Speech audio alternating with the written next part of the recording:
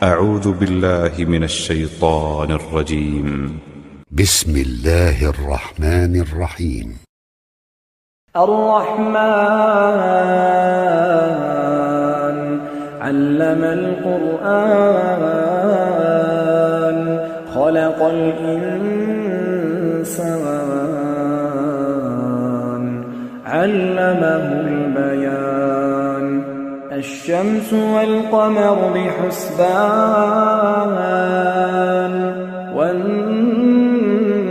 والنجم والشجر يسجدان والسماء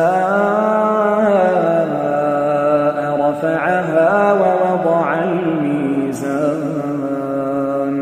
ألا تطغوا في الميزان وأقيموا الوزن بالقسط ولا تخسروا الميزان والأرض وضعها للأنام فيها فاكهة والنخل ذات الأكمام والحب ذو العصف والريحان فبأي آلاء ربكما تكذبان خلق الإنسان من صلصال كالفخار وخلق الجان من مارج من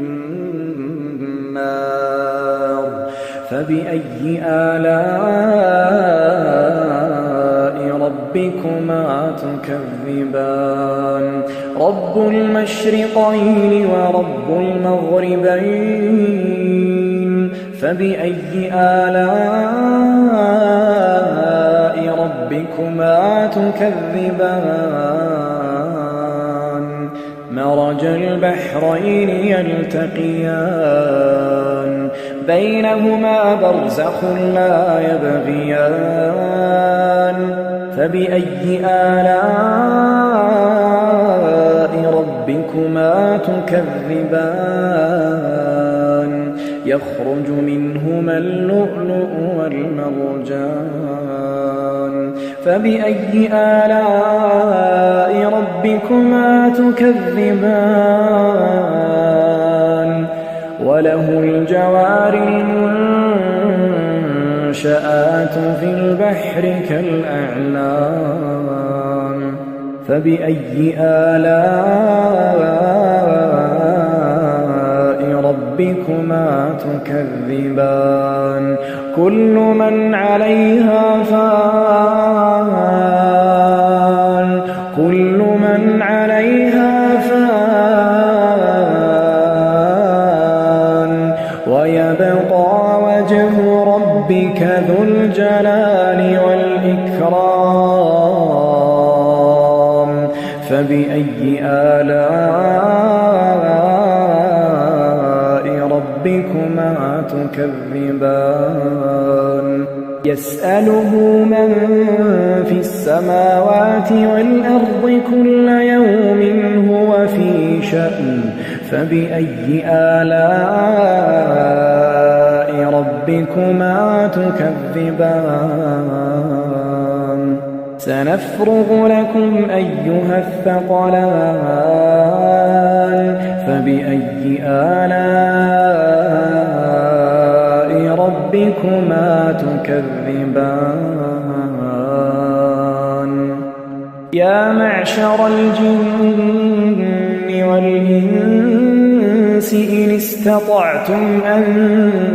تنفذوا من أقطار السماوات والأرض فانفذوا لا تنفذون إلا بسلطان فبأي آلاء ربكما تكذبان يرسل عليكما شواظ من نار ونحاس فلا تنتصران فبأي آلاء ربكما تكذبان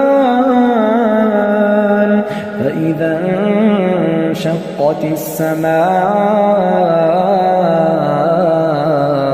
فكانت وردة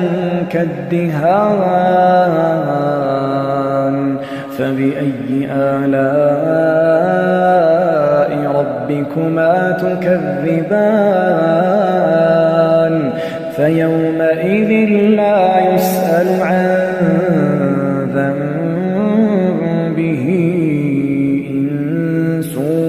ولا جان فبأي آلاء ربكما تكذبان يعرف المجرمون بسيماهم فيؤخذ بالنواصي والأقدام فبأي آلاء ربكما تكذبان هذه جهنم التي يكذب بها المجرمون يطوفون بينها وبين حميم آن فبأي آلاء ربكما تكذبان ولمن خاف مقام ربه جنتان فبأي آلاء ربكما تكذبان ذواتا أفنان فبأي آلاء ربكما تكذبان فيهما عينان تجريان فبأي آلاء ربكما تكذبان فيهما من كل فاكهة زوجان فبأي آلاء ربكما تكذبان متكئين على فرش بطائنها من استبرق وجنى الجنتين دان فبأي آلاء ربكما تكذبان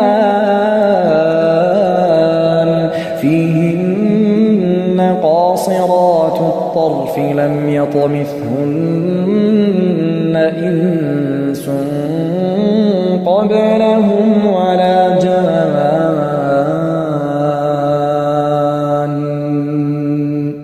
فبأي آلاء ربكما تكذبان كأنهن الياقوت والمرجان فبأي آلاء ربكما تكذبان هل جزاء الإحسان إلا الإحسان فبأي آلاء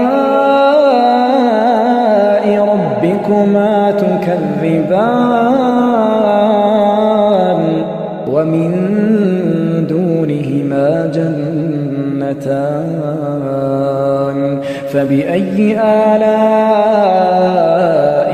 ربكما تكذبان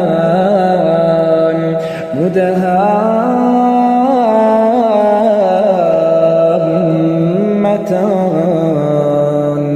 فبأي آلاء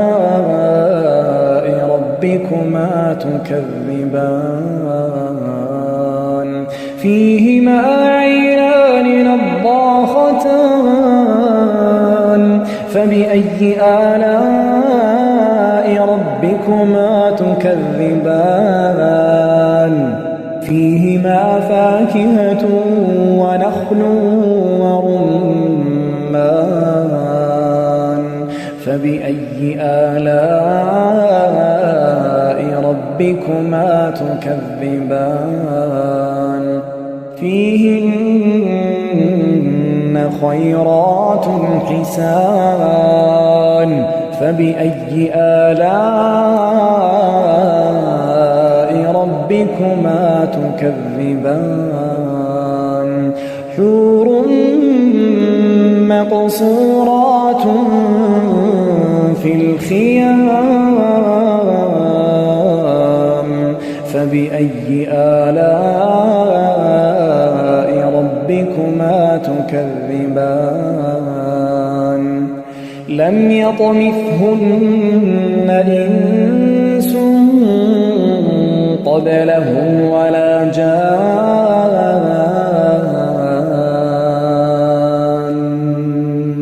فبأي آلاء ربكما تكذبان متكئين على رفرف خضر وعبقري حسان فبأي آلاء ربكما تكذبان تبارك اسم ربك ذي الجلال والإكرام